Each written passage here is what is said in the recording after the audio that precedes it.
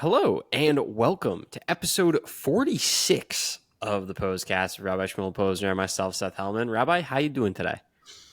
Today, Baruch Hashem, fine. How's everything by you? Baruch Hashem. Just got back from the Chabad of Greater Downtown Detroit, or Chabad of Downtown. I don't know what they call it. Chabad of Detroit. We'll call it that way. And it was good. We had some learning, had some nice kosher food for dinner, which is always great. And it was a good time. What did you learn about? We talked a lot about society and what our role as Jews is in society. I think the biggest, like the thing that's clearest in my mind was not wearing a fur coat, which was like a metaphor of the fur. If you're cold or if you're in a cold room and you put on a fur coat, you warm yourself up. But if you're cold and you're in a cold room and you create a fire, you can warm up other people as well. And so that's the attitude that we should have, where, we shouldn't be insular. We should be going out and trying to improve the lives of other people the best we can, and, helping other Jews, obviously, but, not staying in our own communities, going out and helping people outside of our communities that we might not have normally come across. How do you help them? By what? Well, I mean, think about Chabad as the example, right? Chabad could have been just this insular group that doesn't go out anywhere and just stays within its own people. But Chabad goes out and wraps tefillin and the mezuzah campaign and stuff like That's that, right? helping So other doing Jews. Are you mitzvahs. talking about helping non-Jews as well? That was part of the conversation, right? Where take Hatzalah, for example. If you're a Hatzalah guy and you're on, take Boston, for example, say you're in Kenmore and there's you wouldn't, whatever. Pretend that Kenmore is an immensely Jewish area and you're a Hatzalah person and you were in Kenmore, and Fenway is not an immensely Jewish area, and you get a call or you hear on your scanner that someone needs help in Fenway. You don't know that that's a Jewish person, but you're in Kenmore, you're right there. You should go and help. And so you go and help. Yeah. I think it's also about, setting the standards in life and from a Torah point of view.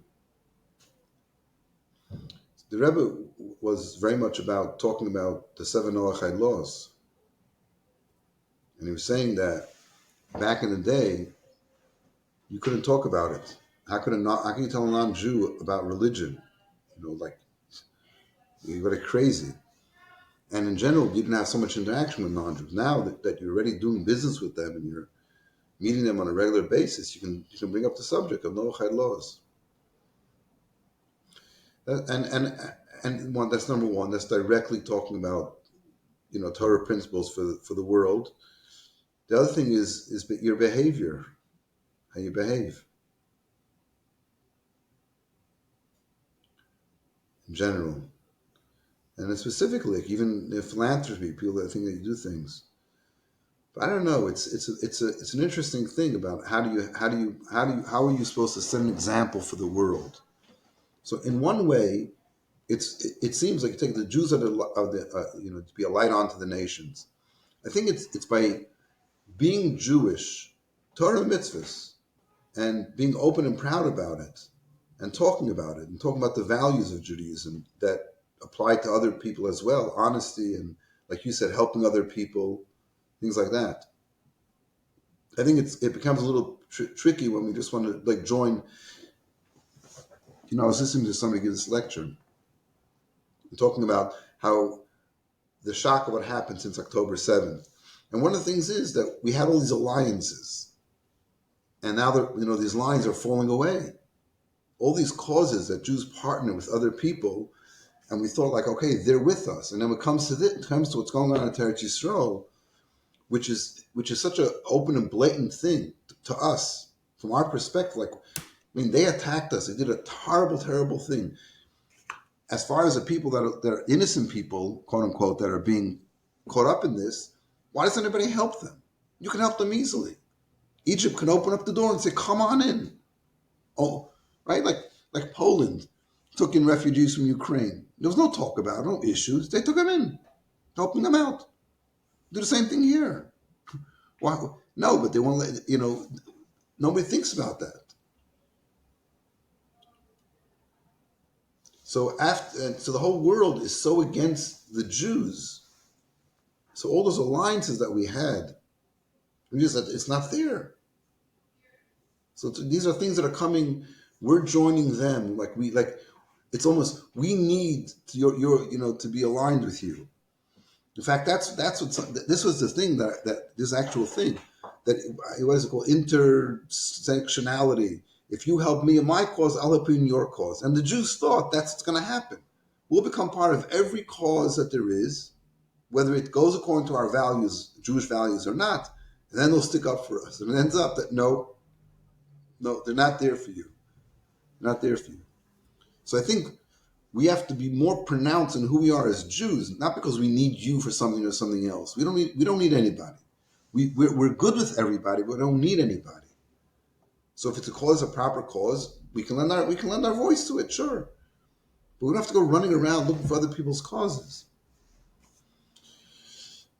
And while we're on the subject, I'm not sure what subject that is. While we're on the subject, because I was talking to somebody, to another shliach, California.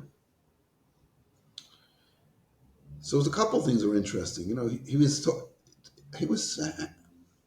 having certain challenges,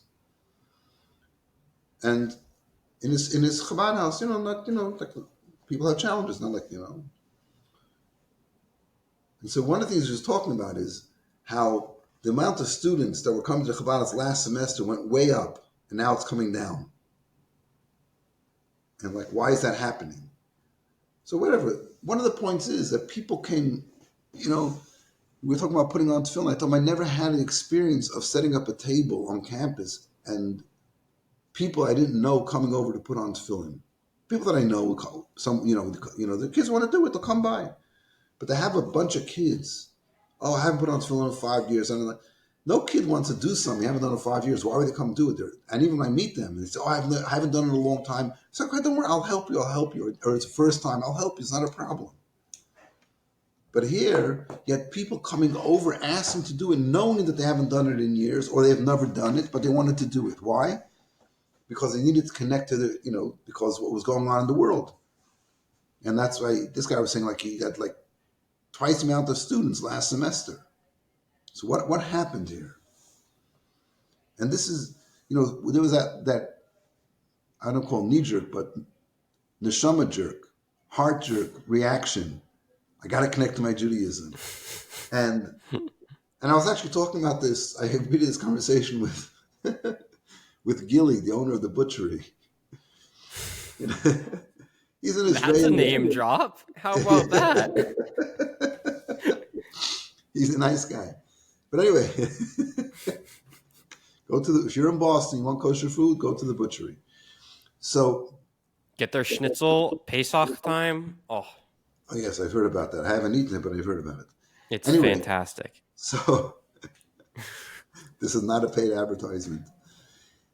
So talking about what is happening, and I say, this is the challenge I have, that we have, that Judaism is not a comfort blanket. When you need it, you run and grab it.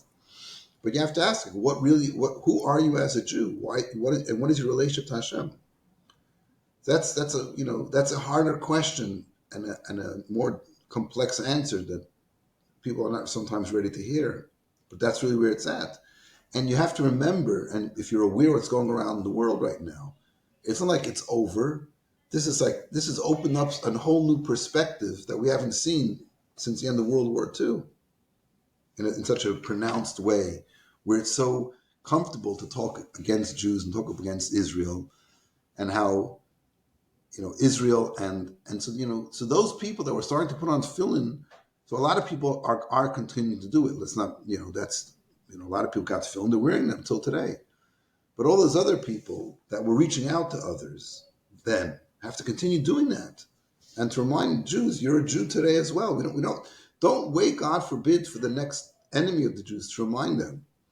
It's coming to Purim. The next Haman's going to come, and all of a sudden when Haman showed up, all the Jews like, oh my golly, what happened? What have we done? What have we done? You have to come to it from a positive point of strength. Now, just listen to a talk from the Rebbe who was talking about that. What did the Jews do? What was wrong? What they did wrong was in the Megillah. Every time something happens to the Jews, there's a reason why it happens. Why did the whole story happen? What did the Jews do wrong? So in the beginning of the Megillah, you have the story about the Suda, the party that Achashverosh went, and everybody was invited. And the Jews went there. So the Rebbe goes into this whole talk that the Gemara says that they deserve punishment because they had pleasure. They took pleasure from the meal of that wicked man, from Achashverosh. And the Rebbe emphasizes it's not that they partook of the meal. Now, there's some opinions it wasn't kosher, and then maybe that's why. But he says no. The language is that they had pleasure from it. And the Rebbe goes on to this very elaborate talk in the Rebbe's unique way of like taking it apart. Like, you're having pleasure from it. If you have to do it, you have to do it. What's the pleasure? He actually talks about secular education.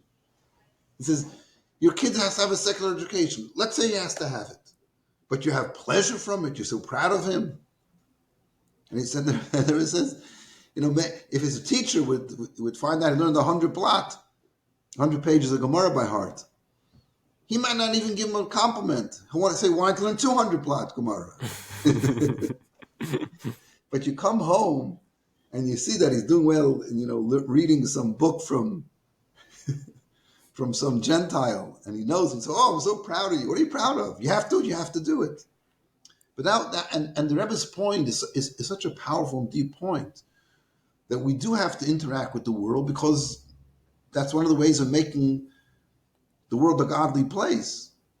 But the pleasure is not being at work. I love my work. Well, you love your work. You love your mother, you love your children, you love your grandmother, you love Hashem, you love Torah. You don't love your work. That's a horrible thing to say. Doesn't mean you have to hate, you don't hate it either. You do what you have to do. So you can have a positive feeling. You do what you're good at, of course. But it's not some random thing. But ultimately say, like, what are you living for? I live for, and fill in the blank. I live for my job. What are you, a shugana? That's terrible. You live to serve Hashem. That's the whole point, the pleasure of it. And we've gotten into, in some ways, I think, I don't be critical of Jews, but stay focused. Thank God we have a lot of wealth in our communities, Baruch Hashem. And, it's not for your pleasure. That doesn't mean, it doesn't mean that you don't have to live in a rundown house with broken pipes and this and that. But you want to be comfortable. But say the pleasure comes from that. And so that's the whole mindset of a Jew being in exile now. And so we got a wake up call. And again, I've said on this very Pos-cast that a lot. I think the majority of non-Jews actually like Jews and are supportive. People in the supermarket that are giving me blessings. That's a small sample, but that's so there are. But ultimately, we don't forget who you are. Do we need the goyim to remind us that we're a minority because they hate us? That's terrible. We don't need that. We need to be proud of who we are and know our values, and not lose them, and teach them to our children. Rebbe spoke then a lot about the children in that talk. The children, we're educating our children. What are you educating your children? And I want to say something else, because this one I won't drop any names, but a family came to visit. They're looking at the colleges, so they come to Chabad, and it's always the same questions. Now there's one new question that's been added to the normal questions. What about anti-Semitism? And I said, where you come from, New York? You come from New York, from Manhattan? You're asking me about it? Trust me, it's Gan Eden over here compared to there. They're shutting down things, they're running and screaming, shouting. Who knows what they're doing there, right? But I say, well, so there's some protest, so big deal. It's very calm, don't worry about it. But then you want to know about what's going on in the Jewish life, and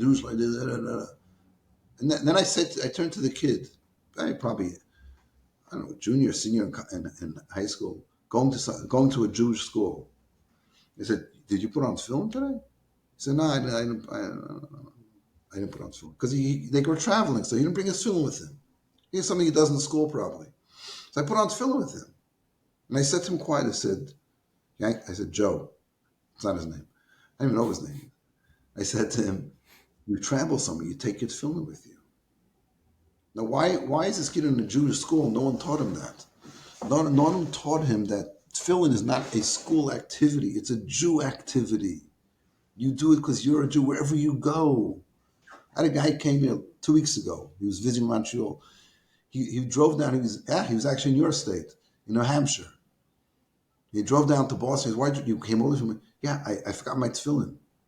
And I'm going to be here for 2 more days. I saw you in New Hampshire. Go to Rabbi Krinsky in Manchester.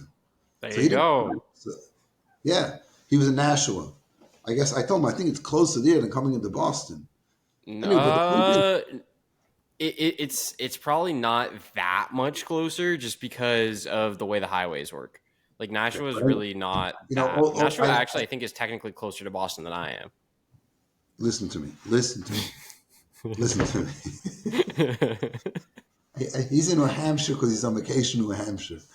What does he want to drive in Boston for? He wants to drive in New Hampshire. Anyway, he didn't come back the next day, so I assume that's what happened. I didn't check up on him. I told him if you can't find him, whatever, it's a problem, then come back. Of course, he would come back.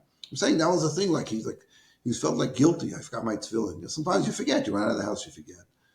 But that making Yiddishkeit, it's what do they say? It's not a subject. It's a way of life. Way of life. You don't forget. Anyway, so that's what's going on. That's the Purim story. That's part of Purim story. Be proud of your identity. And if you need to go to the king, go to the king. And he's like, I went to the king. I had to go to talk to the king. A meshugana king, a drunk, a nasty person. Achashverosh I'm talking about.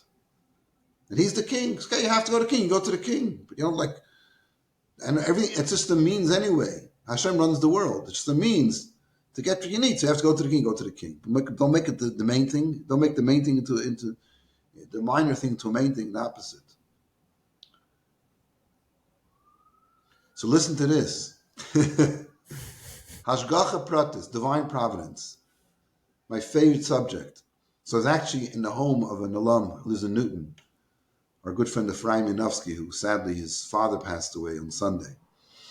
So I went to Menachem over this morning. The minyan was early in the morning. I stayed a little after the minyan. There was actually nobody in the house for a while. People left after the minyan. No visitors came at 8 o'clock in the morning. I was talking to him. He's telling me a long conversation about stuff. I know him for like 30 years. Baruch Hashem, his daughter is married and grandchildren, whatever. But the point was, he says, when my first son was born, he said, I was in the hospital. I didn't know his son is like in his early 20s now. I said, I have to go find a male. And he's looking for this Rabbi Mayara, who's a male in Brighton. He said, I didn't know we're going to find him. There was no cell phones then, this and that. He said, I get into the elevator and go, he doesn't know how to spell his name exactly. He gets into the elevator, he goes down to the elevator, to the main floor, opens it up. He's standing right there.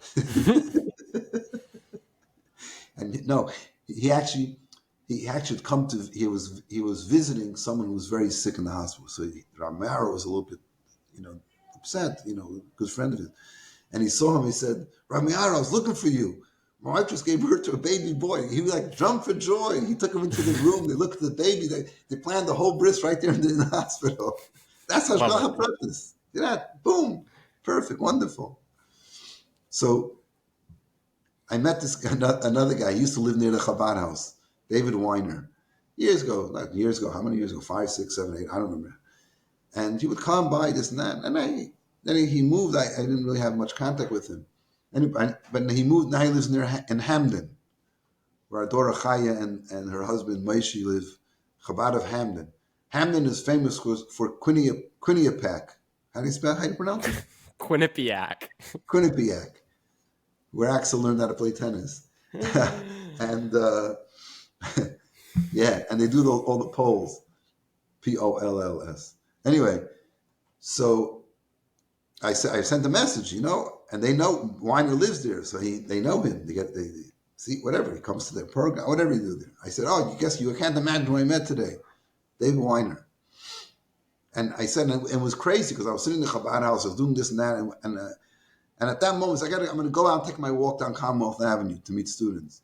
And Punk then he's walking there because he's giving a class, and he teaches a class once a week at Questrom, the business school.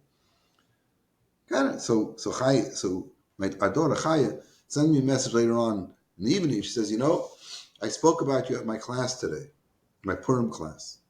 I said, who am I like? Charvaina? You know who Charvaina is? Charvaina was the one who told Achashverosh that Haman had built a gallows.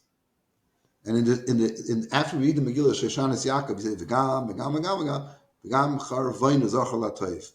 Nobody knows Charvaina. He's a character, one of the characters. Some say he was a Navi, whatever. He's one of the characters in the Megillah. Anyway, she said, no. I was saying to them that my father always tells stories about he happens to be in this story, happens to take this, go here and go there. Everything just happens to be, and it works out exactly right. And she said, I was always wondering, why doesn't this happen to me? So first of all, I was like, wow, I didn't realize that my kids listen to when I talk. And they think about it. But better than that, better than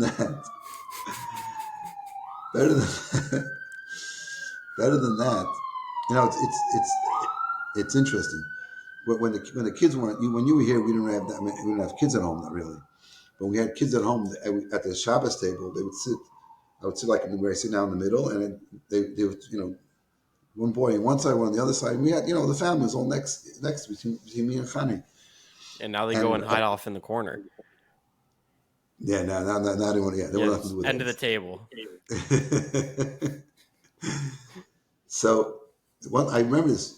My son Mayor, who's in Portland, how old he was, 10 years old maybe. He was sitting next to me, and I was talking. He was looking up, and he had like this look, like, he was like, and I remember the woman was like, "Oh, your son is so, listening so deeply." Whatever, it's just interesting. So anyway, so she said, I was always wondering why this never happens to me. And at her class, and she said, then I realized it's because it depends on how you look at it. If you start thinking about it, you realize how so many things happen that aren't just happening. Hashem is running the world. Like you go out and say, I met this guy. You don't even think about it. And then when you start thinking like, I'm going outside now, everything is run by Hashem. Let's see what's going to happen. And if I walk down Commonwealth Avenue, I met 5 students. Why did I meet those 5 students? Why exactly that? I was on the phone. I sat down on a bench outside the GSU Plaza. I was sitting on the bench there. A kid walks by. If I wasn't on the phone, if I'd walked a different direction, I met him. So when you keep your eyes open and you start thinking, you realize that Hashem does run the world, and how many details have to be arranged in each person's life for them to be there at that exact moment. And then the question is, what do you do about it? So you talk to the guy about Torah mitzvahs. Whatever you do, you just have a positive interaction. You've elevated that moment, that meeting. I think it's a very powerful thing. It's very uplifting in life to always have that in mind. It keeps you calm when you drive. I need this when I drive the most. I'm driving, the guy's going slow, and I'm in a rush to get somewhere. Usually a little bit late to Minyan or something. And you start cursing the guy. What are you cursing for? Hashem put him there. Calm down. Because you were born in New York. You have to fight your inborn nature or your acquired nature. That's the thing. You can't let nature run your life. You grew up in New York, and now you've spent however many years in Boston. That's the 2 worst combinations for being calm behind the wheel. See, what you do is you got to put something on to listen. If you listen to a sikha, you listen to some Torah, it keeps you calm. It has a calming effect. Because you focus on it, whatever. Life is too... You can't make yourself crazy like that. I got to start doing that, because the people around here don't know how to drive. They say that in every city. Every city says, the worst drivers. No. There's only one place I've ever been that has worse drivers than the area surrounding Detroit, Michigan, and that is Toronto. Canadians really don't know how to drive. Okay, who cares? Anyway, that's the point. So now we need to talk about one more thing here. And you know what that is? Chaf Zayin Adar. Okay. The 27th day of Adar. This was in 1992. This was the day that the Rebbe had his stroke. Okay. This is every Lubavitcher in the world is focused on this day. This is it's a powerful day. It's and it's weird because Gimel Tammuz, right? The day of the Rebbe's passing. Gimel Tammuz was the day in 1927 that the previous Rebbe was freed from Soviet prison. Okay, and he went into exile then, but 9 days later he was free from that also. So Gimel Tammuz is always celebrated as a, he was, he had, they had a sentence for the opposite of life, and now he's going into exile, or he's going, he's getting freed from prison where his life was in danger, and now he's going to exile. That's a great, great thing. And then Gimel Tammuz is the day that, turned to us in such a tragic way. Chav Zayin Adar, the Chav Zayin is, if you switch the Zayin and the Chav, it's Zach. Zach means pure. So it's like, it's a powerful word. It's a positive word. And it ended up being, our experience was this terrible, shocking event that happened. I remember very clearly where were you when on Chav Zayin Adar? Ask anybody. I'll tell exactly where they were, because I was here in the Chabad house. I think it was a Monday night. I'm pretty sure. And the Rebbe went to the oil that day. That's where the stroke happened, when he was doubting by the previous Rebbe's oil. And so I knew that the Rebbe was at the oil, and he would come back late. And so heard something was happening. I was, and this is what it took in 1992. So the only way to get in contact was by dialing on a phone with a wire. There's no cell phones then. So I kept on calling my brother to get an update, like what's happening, what is going on, because nobody knew that it was a stroke. We didn't know. I mean, maybe some people know. The public didn't know. I didn't know. Nobody knew. So like, where's the Rebbe? What happened? Is he back in 770? Yeah. Is he coming? The Rebbe would daven mincha after he got back from the oil. Did he daven mincha? No. Yeah. Did he come back? Mincha? Yeah. No. And I had people waiting for the class. I said, okay, I'm just going to go give the class. And then later we found out, that what happened. That was the thing. So Chav Zayin Adar is a day. Now, so what do you do with this day? So a few weeks before this happened, the